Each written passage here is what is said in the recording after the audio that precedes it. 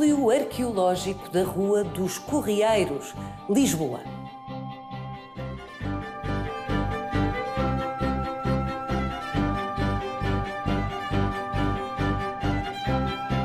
Lisboa é o maior e o mais complexo sítio arqueológico português.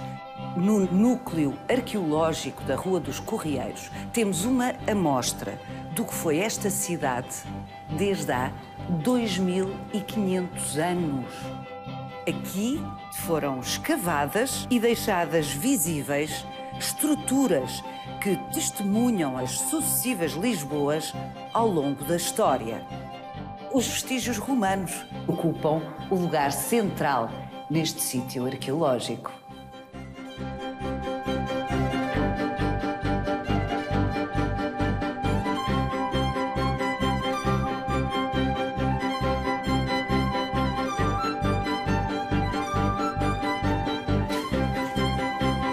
É muito emocionante observar, num mesmo local, estruturas edificadas por diferentes tempos históricos e culturas. É essa sobreposição, essa mistura de gentes, ideias, pedras, que fazem de Lisboa o que ela é. Vai querer saber mais? Venha connosco nesta visita guiada.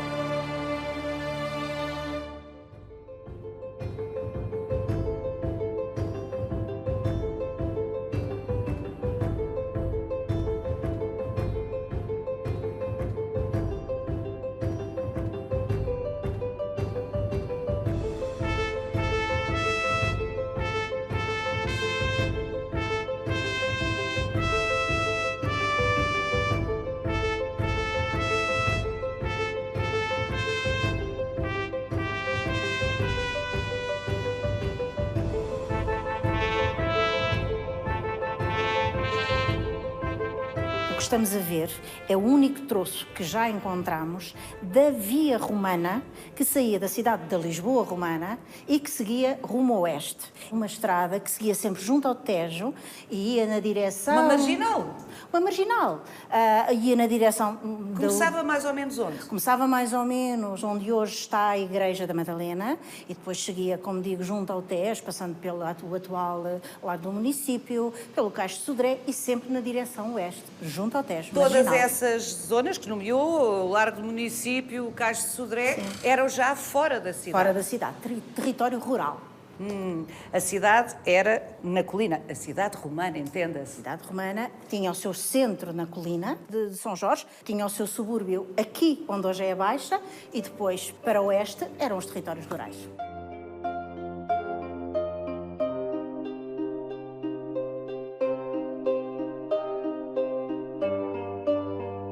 Quem entra neste edifício porque vem trabalhar, porque vem fazer qualquer coisa, este banco, tem de imediato contacto com esta realidade milenar que, de facto, está debaixo dos nossos pés por toda a Lisboa. Pois, isso é que nós vamos aprender em detalhe no NARC, que é a expressão para designar Núcleo Arqueológico Da Rua dos Correieiros? Exatamente.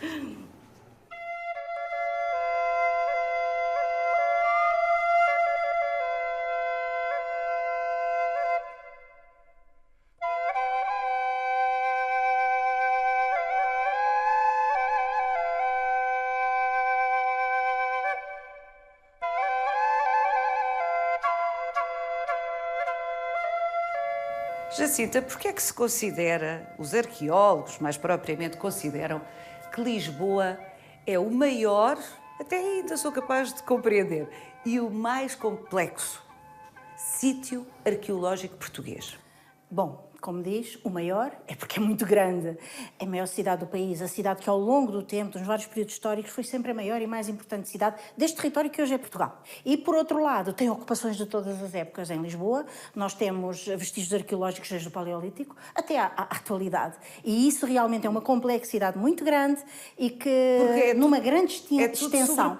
É tudo sobreposto, não é? Exatamente. E aqui no NARC, o que acontece é que estamos a escavar um pequeno fragmento desse grande sítio arqueológico. E o que temos são as várias camadas, as várias ocupações sobrepostas umas sobre as outras. Portanto, o NARC é um museu de sítio porque o seu objetivo, o seu objeto expositivo é o sítio. E tudo o que está aqui patente para os visitantes pretende mostrar o sítio e não é uma construção, um discurso sobre uma realidade histórica. É o sítio ele próprio que é aqui mostrado. Portanto, o que nós vamos ver são estruturas que foram edificadas aqui, exatamente onde nos encontramos, ao longo dos tempos. Exatamente.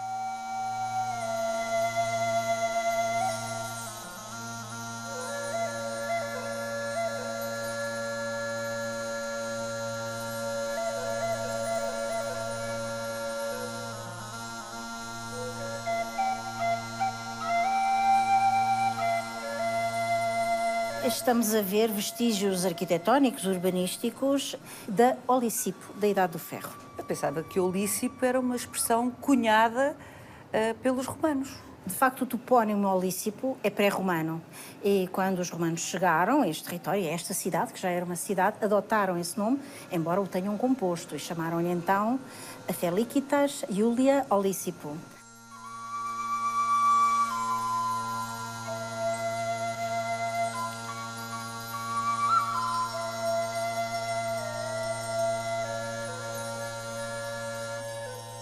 Estas populações, em concreto, que construíram este bairro, vamos dizer assim, este conjunto de casas, de edifícios, eram muito semelhantes a nós. A Idade do Ferro, essa fase da ocupação da cidade de Lisboa, da miscigenação das populações que já aqui viviam com grupos que vieram do Oriente do Mediterrâneo.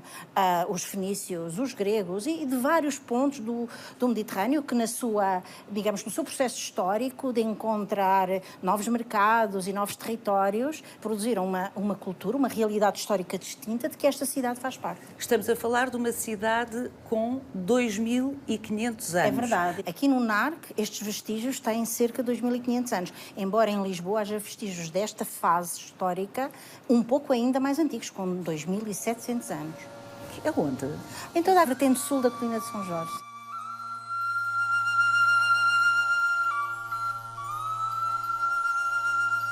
Conscientes que estávamos e que estamos, que é difícil para o público em geral a compreensão desta arquitetura, produzimos uma projeção que ajuda a compreender como eram estas casas, como era este bairro, como era esta zona da cidade.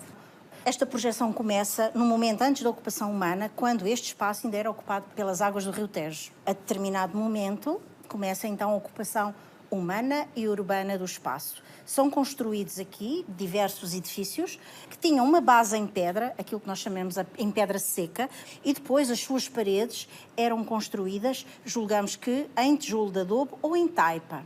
Podemos ver uma simulação do ato de construção das próprias paredes e as lareiras centrais, com os seixos apanhados no leito do Tejo e a cobertura com elementos vegetais, depois revestidos à argila, que permitiam que essas coberturas fossem isoladas e não deixassem entrar a chuva, o frio, o calor. A determinado momento, esta casa aqui é abandonada, é desativada e neste local é construído um forno para produção de cerâmica. E podemos ver os objetos cerâmicos que eram aqui produzidos e que depois eram distribuídos, comercializados na cidade de Olícipo, mas também em todo o território envolvente.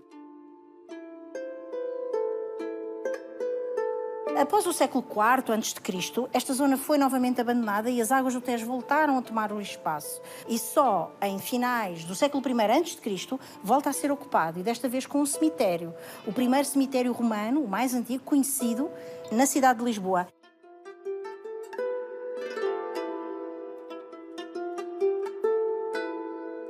Em meados do século I a.C., por volta do ano 50, mudou a ocupação do espaço. Aqui foram construídos um conjunto de edifícios que já julgamos relacionarem-se com a ocupação industrial. Industrial de produção de conservas de peixe, com algumas bancas com peixe e também com as ânforas.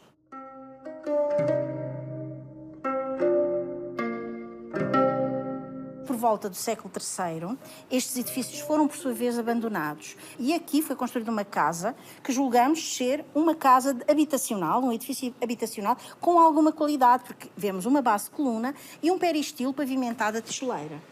Mais tarde, já no século XI-XII, aqui encontramos também um outro forno de produção cerâmica, já de época islâmica.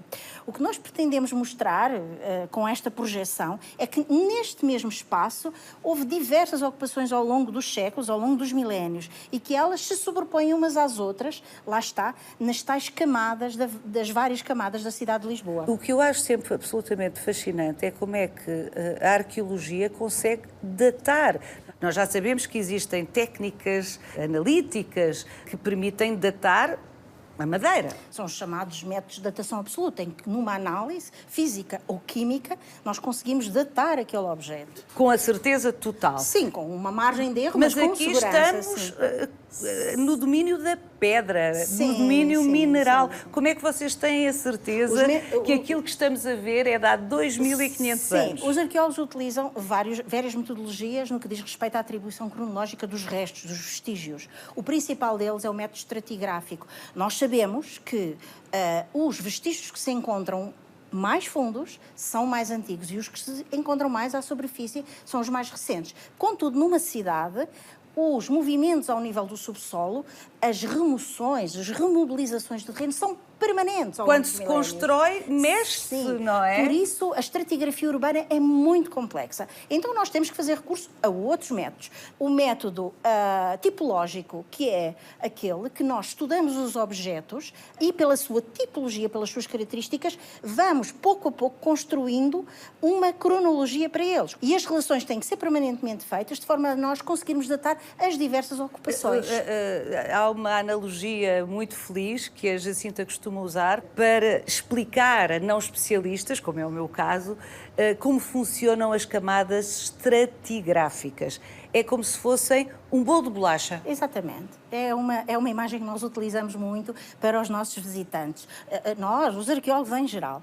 A estratigrafia é isso mesmo, é como se fosse um bolo de bolacha, sendo que as camadas do bolo que estão de baixo, mais na base do bolo... Foram as primeiras a ser colocadas. Foram as primeiras a ser colocadas pelo pasteleiro, vamos dizer assim.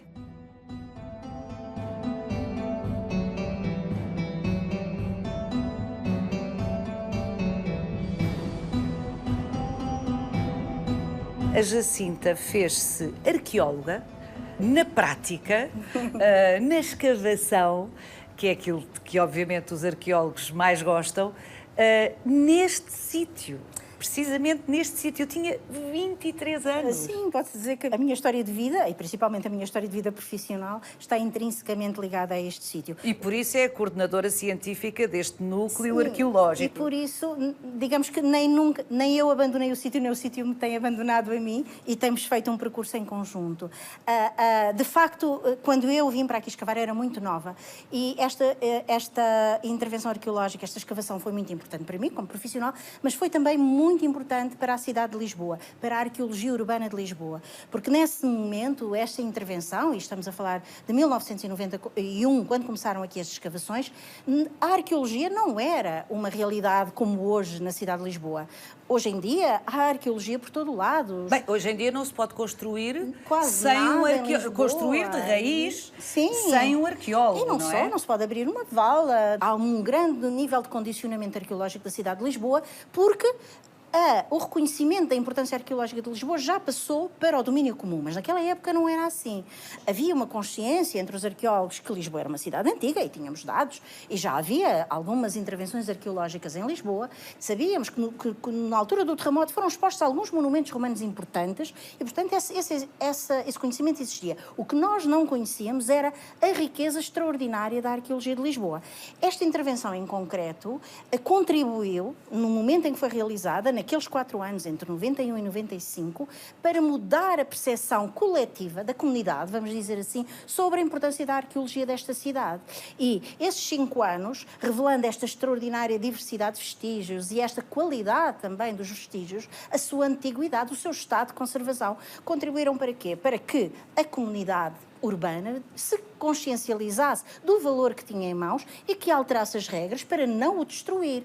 Porque nós vivemos numa cidade e estamos permanentemente a intervir nesse território. E, portanto, nós temos que ter regras claras, nós como comunidade, não é os arqueólogos, somos todos nós, que permitam viver com qualidade, fazer o que é necessário fazer numa cidade onde se vive, sem destruir o património que está debaixo dos nossos pés. E o NARC, a intervenção arqueológica do NARC, desempenhou muito este papel pioneiro na arqueologia de Lisboa. É uma história exemplar. Foi de facto exemplar e para a época foi mesmo muito exemplar, porque na altura o Banco Comercial Português tinha comprado este conjunto de edifícios pombalinos, que é quase um quarteirão inteiro, para aqui instalar a sua sede em Lisboa. E estava a preparar o projeto de reabilitação dos edifícios para esse efeito.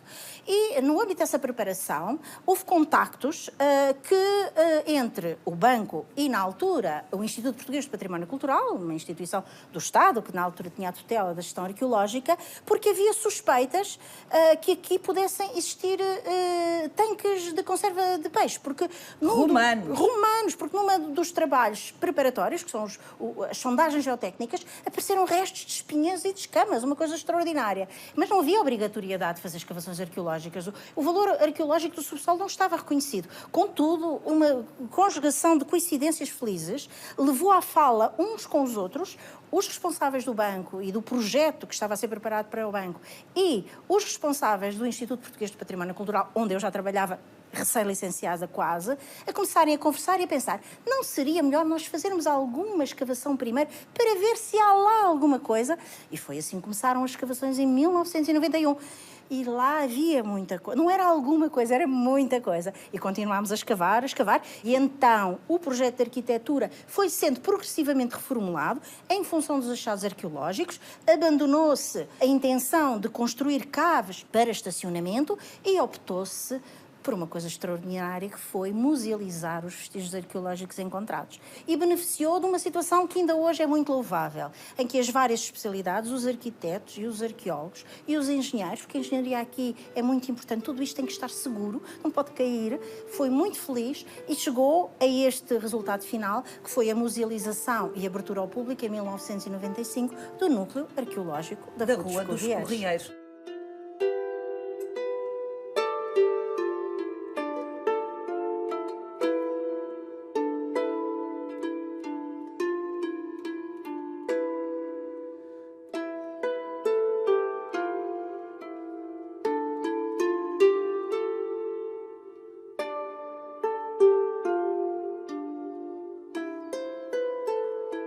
Jacinto, estas estruturas à vista, já percebemos que há mais coisas que não se vêem por baixo, seguramente, mas estas estruturas à vista são de meados do 1º século da nossa era, domínio romano da Península Ibérica. Sim.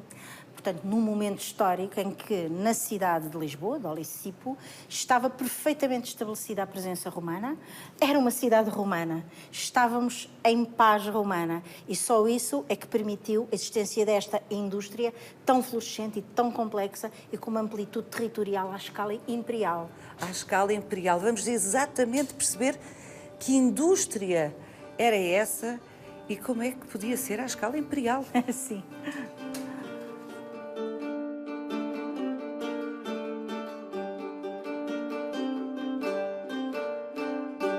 Estamos em plena zona ribeirinha. Esta zona, nesta fase, era plenamente ocupada por estas estruturas industriais, que era um grande complexo industrial, onde se encontravam umas junto das outras pequenas unidades industriais, ou fábricas, como nós chamamos.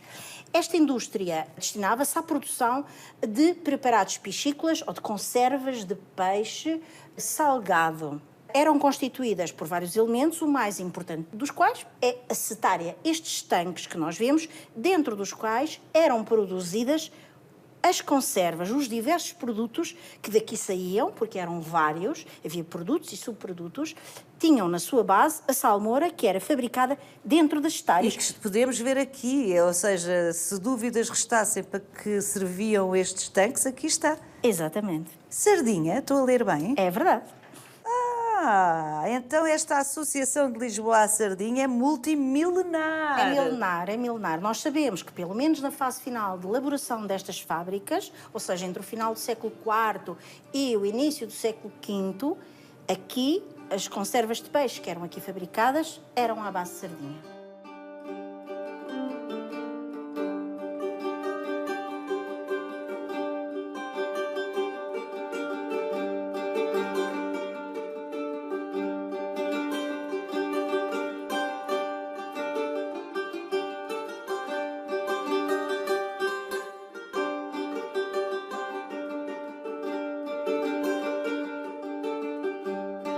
Esta indústria era a base da economia de Lisboa e provavelmente de outras cidades e de outras regiões, mas principalmente no estuário do Tejo, no estuário do Sado e na costa do atual Algarve.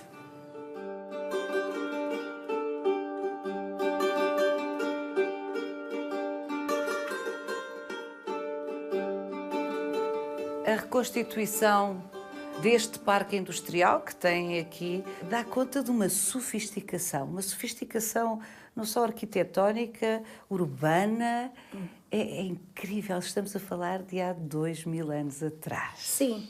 Feliquitas, Giulia, Olisipo era uma grande cidade. Não sendo a capital da Lusitânia, é considerado o porto da Lusitânia. Lusitânia, entenda-se, era a província que ia até Mérida, que era a capital, não é? Era Mérida e para norte ia quase até o Douro. A província da Lusitânia equivalia a grande parte do território hoje português. Não totalmente, e também extravasava um pouco, mas grande parte do território hoje português. Recorda-se quando falámos da grande riqueza do território, que no fundo motivou a fixação das populações aqui, depois a criação da própria cidade. De facto, havia muito mar, muito peixe, muito sal e muito sol. Ou seja, tinha tudo. E essas são as principais bases desta indústria. E esta indústria é um dos fatores que explica a dimensão da cidade de Olisipo. Era uma cidade que seguramente fervilhava de gente, de pessoas de diferentes proveniências por causa do comércio com outras zonas do Império, como a Jacinta já nos disse. Sim. E estes contentores têm exatamente a ver com isso, estas ânforas. A dimensão e complexidade desta indústria explica-se porque era uma indústria à escala imperial. O que se produzia aqui não era para consumo das pessoas daqui, era para exportação, era uma indústria exportadora. E, aliás, Lisboa tem também esta importância, para além dos fatores que já referi, localizava-se no caminho entre o norte, o Mar do Norte, a Germânia, a Britânia, a Gália do Norte e o sul, o Mediterrâneo. E este grande porto de Olisipo está no caminho entre estes dois grandes itinerários comerciais. Só isso explica a grande pujança económica desta cidade.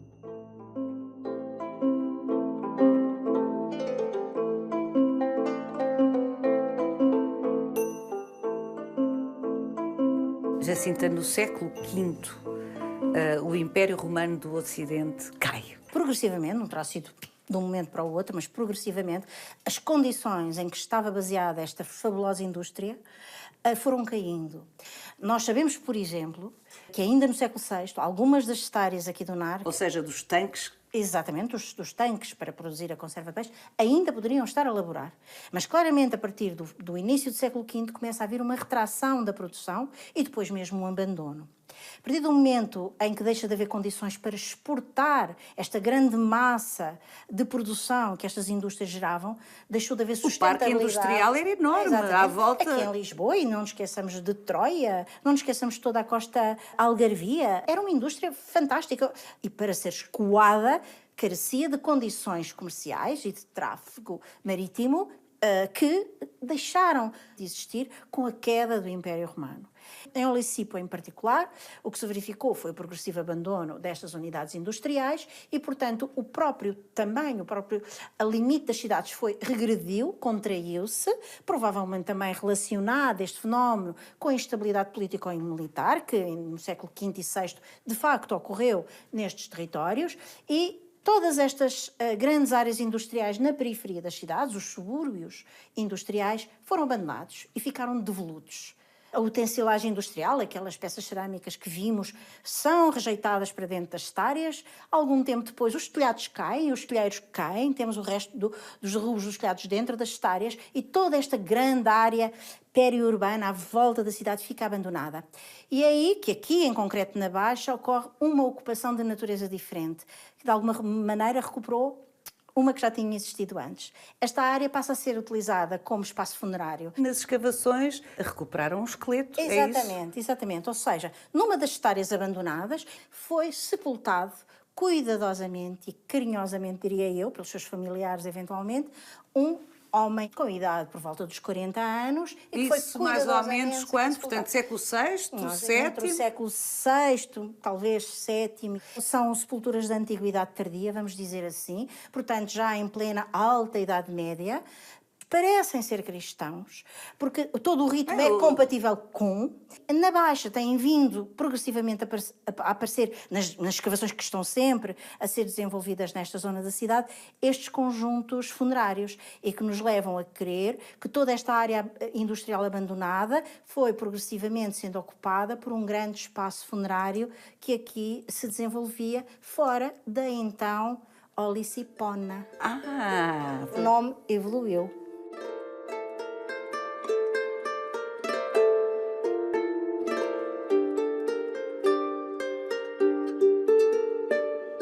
A partir do século VIII, Lisboa cai sob o domínio islâmico. Cai em todos os sentidos, cai porque capitula, não é? Sim. Perante as invasões árabes. Os conquistadores que vieram precisamente do Oriente Mediterrâneo, mais uma vez, e que neste caso eram exércitos islâmicos, conquistaram, tomaram militarmente uma parte considerável do espaço hoje ocupado por Portugal.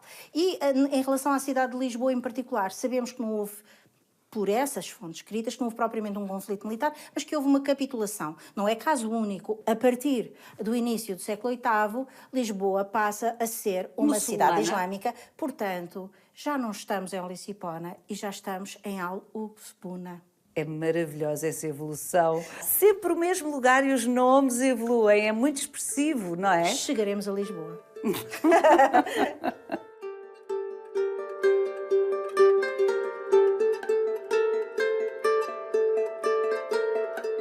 Jacinta, como é que decidem o que conservar e o que destruir? Para uma leiga como eu, e usando a sua analogia do bolo de bolacha, para se chegar a um tempo histórico mais recuado, tem que se partir as bolachas de cima, não é? Certíssimo.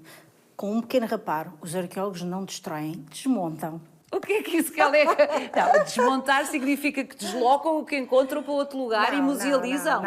Não. Aliás, isso é um procedimento antiquado, desmontar e remontar. Não, desmontam porquê? Nós não utilizamos a palavra destruição porque nós aplicamos aquilo que se chama o princípio da conservação pelo registro científico. Nós, é verdade, nós agora, por exemplo, estamos aqui no pátio da fábrica romana, num dos pátios de uma das fábricas romanas. E para chegarmos aqui, e agora é esta a estrutura que está exposta, tivemos que desmontar muitas estruturas.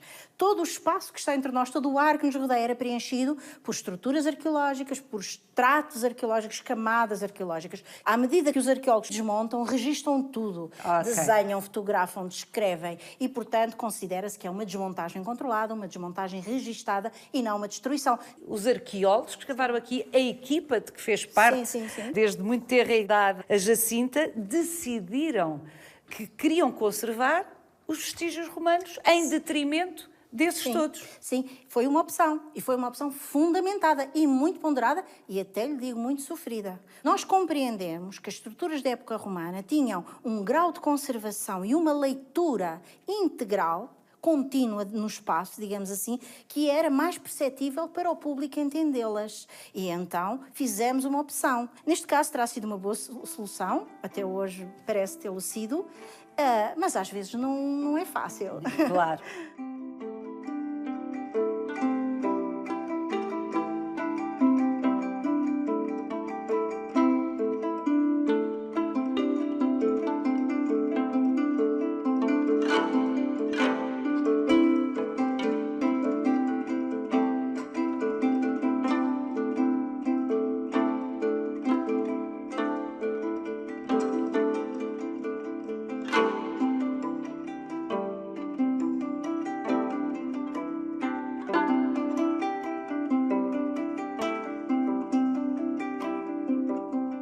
Jacinto, ao segundo momento histórico mais presente, mais visível aqui no núcleo arqueológico da Rua dos Correieiros, é o período da reconstrução da Baixa de Lisboa pelo regime de Marquês de Pombal. Esta escavação arqueológica do NARC decorreu sempre dentro de um edifício pombalino. O que nós vemos atrás de nós... Sim, pois, às vezes, durante a Até nos conversa, esquecemos que estamos na cave, no subsolo exatamente. de um Nós estamos edifício... de edifícios pombalinos, de um Edifícios quarteirão de um pombalino. Exatamente. A seguir ao triplo sinistro, terremoto, tsunami, maremoto e incêndio... 1755, de péssima memória, É sim. verdade. Um dos traumas que ficou desse sinistro foi o incêndio e a incapacidade de o combater. Então, nós acreditamos que essa é uma das razões pela qual há tantos poços nos edifícios pombalinos.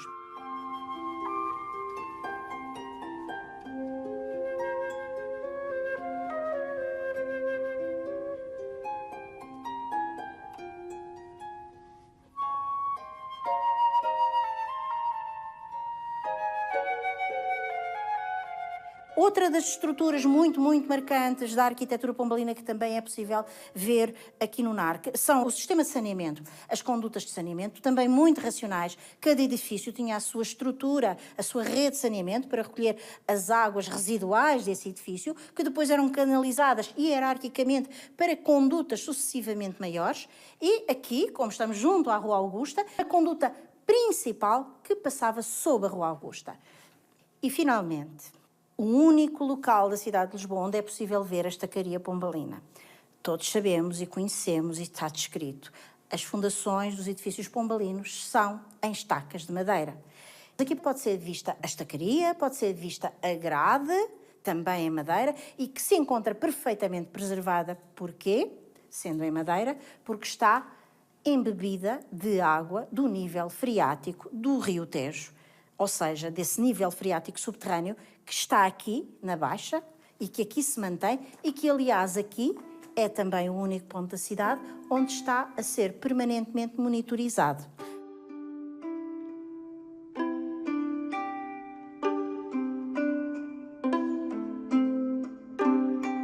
O engenho do método construtivo dos arquitetos, à época não se chamavam assim, dos engenheiros do Marquês de Pombal, e a expressão engenho não foi escolhida arbitrariamente, porque remete exatamente para a engenharia, é incrível. E vocês aqui no NARC têm uma reconstituição das várias fases. Vamos ver. Vamos ver.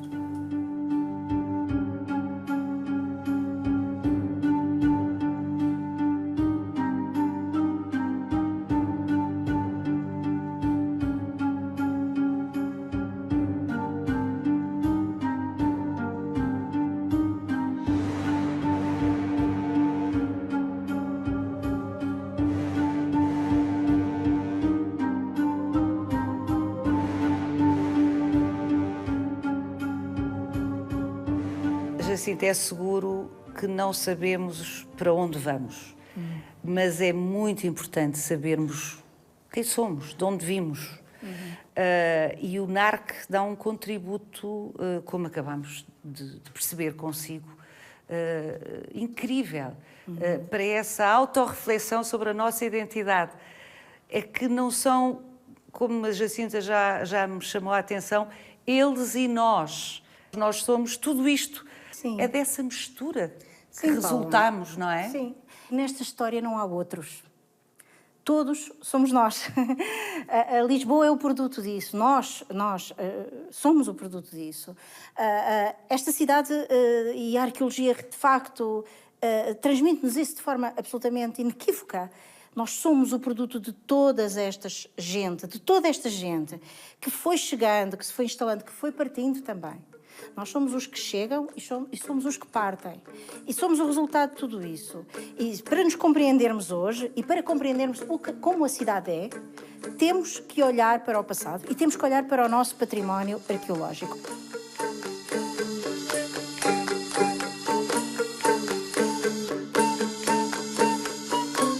Reveja este e os outros Visita Guiada em RTP Play.